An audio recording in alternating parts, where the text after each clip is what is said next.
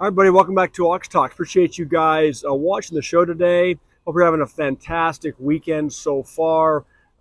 We have a lot going on beginning of the week with the inauguration of the new president of the United States. I wanted to come on and share a couple of personal stories today relative to the investment mindset. As you guys know, by trade, I am an attorney. I'm not a stock market guy per se. I've never really considered myself to be an investor per se. I have owned rental real estate in the past. Never been a big stock market guy, never been a big cryptocurrency guy.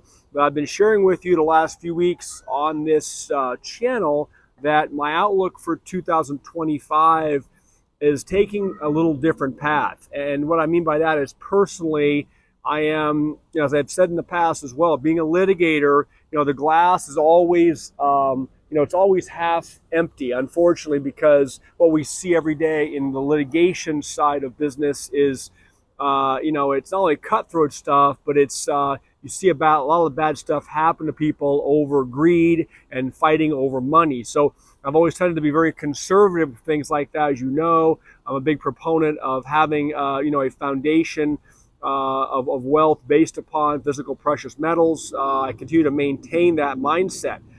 But I want to share with you two stories. One, good friend of mine, something that happened with him in the stock market in the last couple of weeks.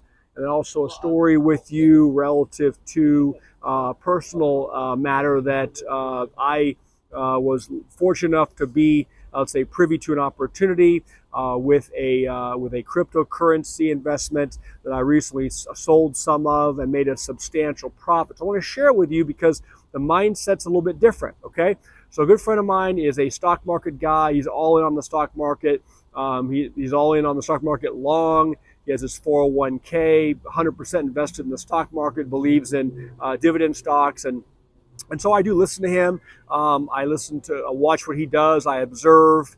And so let me share a stock that another good friend of ours, stock tip, he gave my friend about 2 weeks ago. Not going to tell you what the stock is, not going to give you my buddy's name, but just share with you the story so you understand, his mindset, where he's coming from versus, my mindset, what I recently did with my investment. So he got this stock tip from our mutual friend. He purchased 52,000 shares of this stock at 28 cents about 2 weeks ago. And so his total investment into that stock was $14,560. That stock shot up over about maybe about a 3 week period to $3.65. Some news came out, it caught some wind, and it went from 28 cents to $3.65. So he had sitting there on a $14,560 investment. He had $189,000, almost $190,000 of profits in a relatively short period of time, right under 30 days.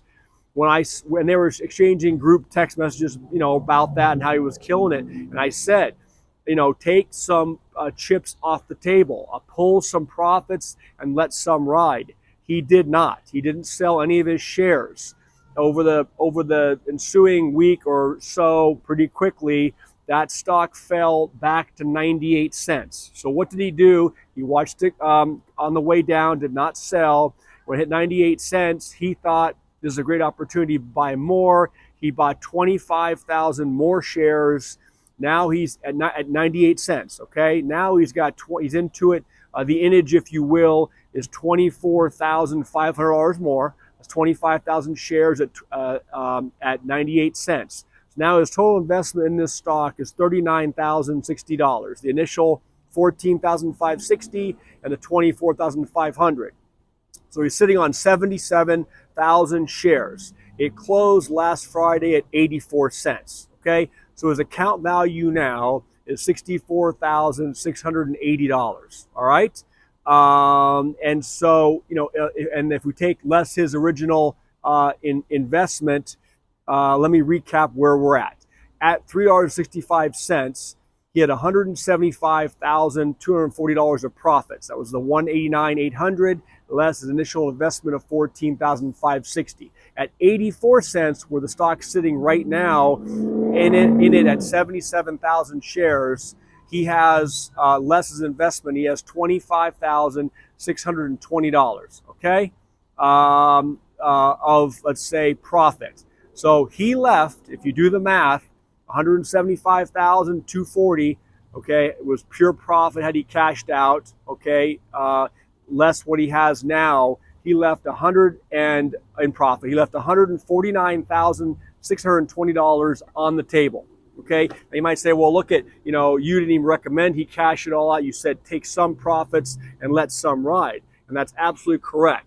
But let's just say that he had even taken, his initial investment, doubled the initial investment, let the rest ride. He would have pulled that money back off of the table. He wouldn't have been into it, right? And another $24,500, and he would have, let's say, captured that win. Okay, now I'm not giving you obviously all the analytics. You guys can weigh in, leave me your thoughts on that. But he didn't book the win. Okay, let me compare and contrast a story that I have to share with you. As you all know, I watch several different content creators and channels, and one I've been watching for a long time is the Economic Ninja, Travis over there. So if you sign up for that newsletter, you do get some of his thoughts. He's a crypto guy. He has been for many, many years. He's also, I believe, a gold and silver guy as well. But there was let's say a new coin or a meme coin that was shared in a newsletter. I decided, well, look, I'm going to take a flyer on it, throw a few dollars into it, and see what happens. Well, over a period of about, let's say, 3 weeks, that coin increased about, I think, from trough to peak about 700%, I believe. So there was a video last night that he shared, I believe. Look, there's a lot to be said with the psychology of booking a win, and what that means, and take some chips off the table, even though you may be leaving some money on the table. If it keeps running up, it's a mindset, and the mindset is to understand that psychologically the wins are important, right? And to stack up those wins, and to not, let's say, be all in. Because look what happened in the case of my friend. I mean, that stock dropped. Now, it's not back to the original 28 cents, but it dropped massively, and he was buying on the way down, thinking it's going to reverse back up. Doesn't always happen, right?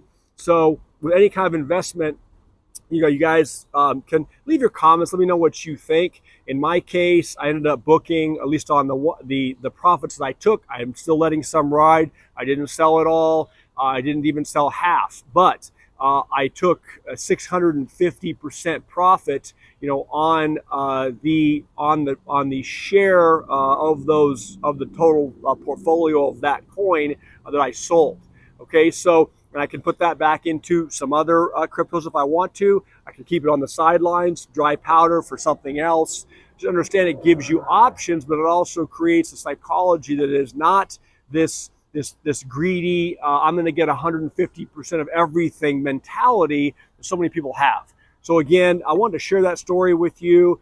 I'll give Travis from Economic Ninja a shout out on the video, because it was something that fell in my lap because of a tidbit that he had in one of his newsletters several weeks ago. I know many others picked up on the opportunity and have done very well also. And so I'm just sharing with you my story. I thought it was interesting to compare and contrast something that my friend did, and basically he now what does he have to do? He has to ride this thing out and see what happens. And it could go either way, right? But he's much more invested now as well. So I'd like to hear what you guys have to think about that.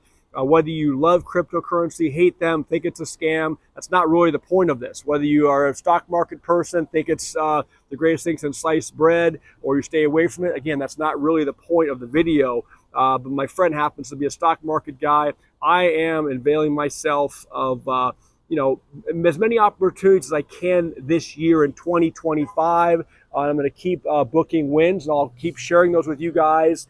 It is something where I'm having to come out of my shell, because it's not my typical approach. My typical approach has been very, very, I don't want to say closed-minded, but very conservative, very kind of scared to take these steps. And I've missed many opportunities over the years. Not only opportunities that clients presented me with, but that were on my plate given my line of work. I just have decided, hey, look, now is the time. I'll be 55 years old here in a couple of months. I think it's time to make this happen. Okay, so I know many of you may not relate to this, and so I'm okay with that. I just wanted to share a couple stories with you, something different for a weekend video. I hope that you appreciated the content. Maybe you can apply it to anything, any kind of investment investment that you are, let's say, looking at or invested in or researching for your personal portfolio. Okay.